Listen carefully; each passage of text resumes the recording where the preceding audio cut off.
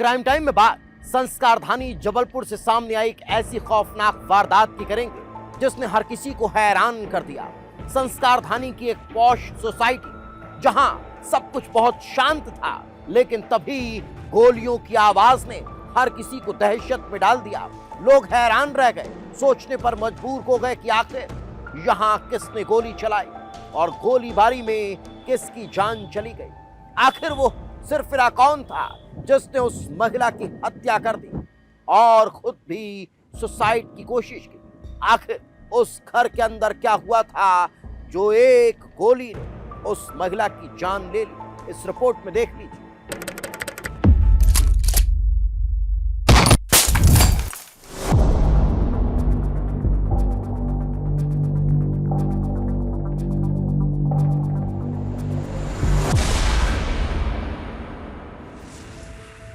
तारीख 15 जून, जगह जबलपुर मध्य प्रदेश। वारदात हत्या और सुसाइड।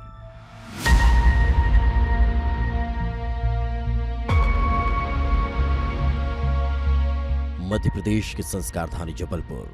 दोपहर का वक्त था। नर्मदा की लहरें रोमांचित कर रही थी, लेकिन गोरखपुर के राजुल डुप्लेक्स में एक खौफनाक कहानी लिखी जा रही थी। हर तरफ सन्नाटा था। तभी सन्नाटे को चीरती कोई गोली की आवाज पूरी कॉलोनी को हिलाकर रख देती है।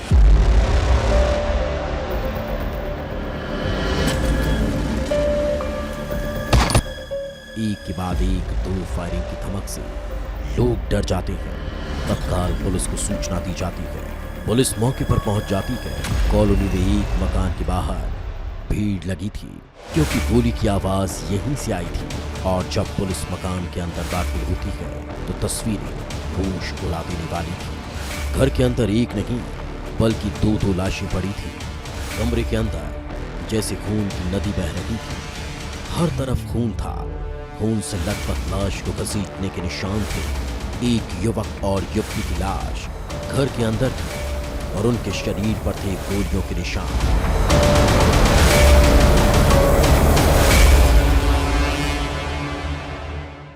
तस्वीर होश उड़ाने वाली थी। मंजर बेहद खौफनाक था। खून से सना हुआ पूरा फर्श कई सवाल खड़े कर रहा था कि आखिर युवक और युवती कौन है? क्या ये हत्या थी या फिर डबल मर्डर का एक अनसुलझा मामला था?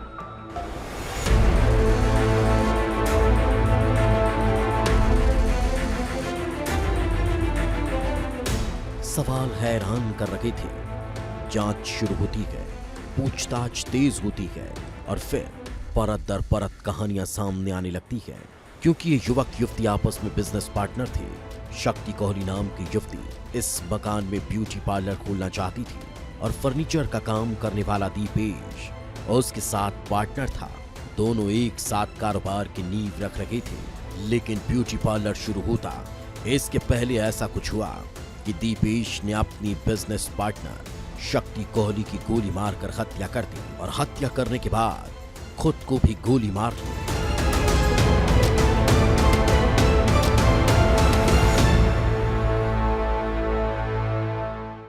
आखिर दीपेश ने अपनी बिजनेस पार्टनर को इतनी खौफनाक मौत क्यों दी? सब कुछ तो ठीक चल रहा था, बिजनेस भी सेटअप होने वाला था। तो फिर आखिर ऐसा क्या हो गया कि रिश्ता इतने खतरनाक मोड़ पर आकर खत्म हो गया? दीपेश ने शक्ति को पहले गोली मारी और फिर खुद भी आत्महत्या कर दी। क्या इस डबल मर्डर के पीछे क्या केवल पैसों का लेन देन था या फिर इसके पीछे कोई बड़ा राज छिपा था?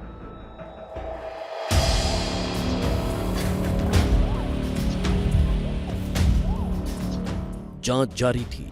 हर एक सवाल के जवाब की तलाश की जा रही थी और तभी फिर वो कहानी सामने आई जिसने इस केस की कड़ियों को एक दूसरे से जोड़ दिया। शक्ति कोहली शादीशुदा थी। उसके एक बच्चे भी है। वो पति से अलग होने के बाद अपना ब्यूटी पार्लर शुरू करना चाहती थी। शक्ति को एक अच्छे फर्नीचर वाले की तलाश थी जो ब्यूटी पार्लर के लिए शानदार फर्नीचर तैयार कर सके और उसकी तलाश खत्म हुई दीपेश के तौर पर।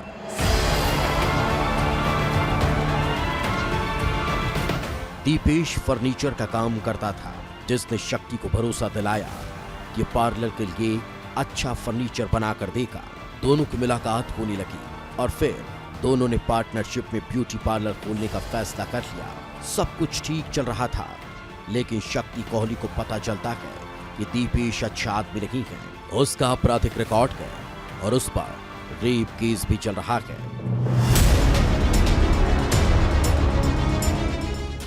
और जब शक्ति को दीपेश की सच्चाई पता चली तो उसने दीपेश से दूरी बनाना शुरू कर दिया। वो अब दीपेश से अलग होकर अपना पार्लर शुरू करना चाहती थी। 15 जून की दोपहर को शक्ति राजुल डुप्लेक्स पहुंचती है। शक्ति ब्यूटी पार्लर का सामान लेने पहुंची थी और इसी दौरान दीपेश भी वहां आ पहुंचा। ब्यूटी पार्लर को लेकर दोनों के बीच झगड़ा होता है और विवाद इतना बढ़ता है कि दीपेश गोली मारकर शक्ति की हत्या कर देता है और फिर खुद को भी गोली मार लेता है।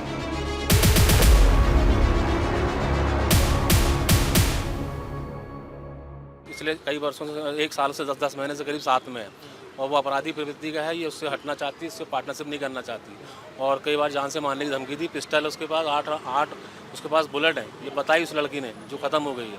उसके बाद वहाँ पर उन्होंने कोई एक्शन लिया, सिर्फ नॉर्मल न्यायालय में जाने का एक पर्चा थमा दिया हम लोगों को। अगर वो गिरफ्तारी उस दिन हो जाती तो ये घटना आज नहीं घटती। आज घटना ये घटी कि सामान लेने आई थी यहाँ पर पार्लर अपना, तो ये पीछे से आ गया। बहस हुई उसने, तो उसने शक्ति को गोली मार दी और खुद भी गोली मार ली।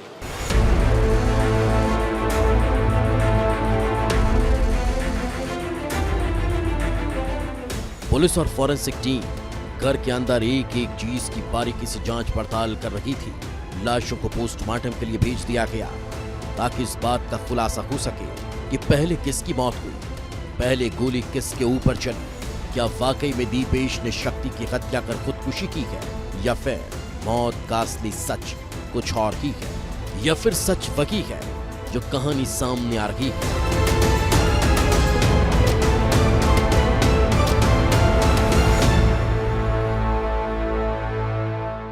संस्कारधानी जबलपुर में 15 जून की दोपहर लगभग 1:30 बजे एक पॉश इलाके के डुप्लेक्स मकान से फायरिंग की आवाज़ आती है और पूरे इलाके में सनसनी मच जाती है। घटना गोरखपुर थाना क्षेत्र के राजुल डुप्लेक्स की थी, जहां पर 15 जून की दोपहर लगभग 1:30 से 2 बजे के बीच इस पहले डुप्लेक्स में 2 बार फायरिंग की आवाज़ आती है। घटना होने के तत्काल बाद यहां पर स्थानीय लोग पुलिस को सूचना देते हैं और जब पुलिस यहां पर आकर दरवाज़ा तोड़कर अंदर का नज़ारा देखती है तो हैरान रह जाती है, क्योंकि इस घर के अंदर 2 लाशें खून से लथपथ पड़ी हुई थी। और उसके बाद घटना दिनांक को दीपेश जो है शक्ति कोहली से मिलने इसी डुप्लेक्स के अंदर आता है और फिर दोनों के बीच विवाद हो जाता है। विवाद होने के बाद दीपेश राठौर अपने पास रखी एक पिस्टल से शक्ति कोहली पर फायर करता है और उसके तत्काल बाद खुद को भी गोली मार लेता है। हालांकि इन आरोपों में अब पुलिस हर एंगल से जांच कर रही है और देखना होगा कि इस मर्डर और सुसाइड के पीछे असली राज क्या था। हर एक एंगल को खंगाला जा रहा है, लेकिन फिलहाल पुलिस कुछ भी बोलने से बच रही है। पुलिस के मुताबिक मामला शुरुआती जांच में है, लिहाजा जांच के बाद ही क्लियर होगा कि आखिर सच क्या है।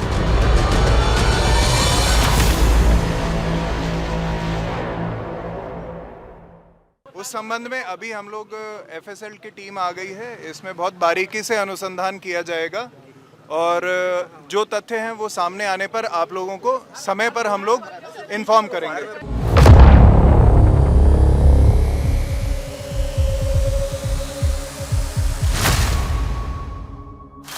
शक्ति के परिजनों ने पुलिस पर भी सवाल उठाए। परिजनों के मुताबिक दीपेश पहले भी धमकी दे चुका था और उसके खिलाफ शिकायत की, लेकिन पुलिस ने कोई कार्रवाई नहीं की। अगर कार्रवाई की होती तो शक्ति आज जिंदा होती।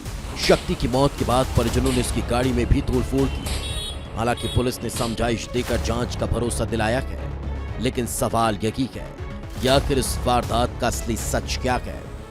आखिर गोली किसने चलाई? क्या दीपेश ने शक्ति की हत्या कर सुसाइड किया है? क्या दोनों के बीच सिर्फ बिजनेस को लेकर विवाद था? क्या ये विवाद पैसों को लेकर था या फिर कुछ ऐसा भी था जो अभी तक सामने नहीं आ पाया? विस्तार न्यूज के लिए दुर्गेश साहू की रिपोर्ट।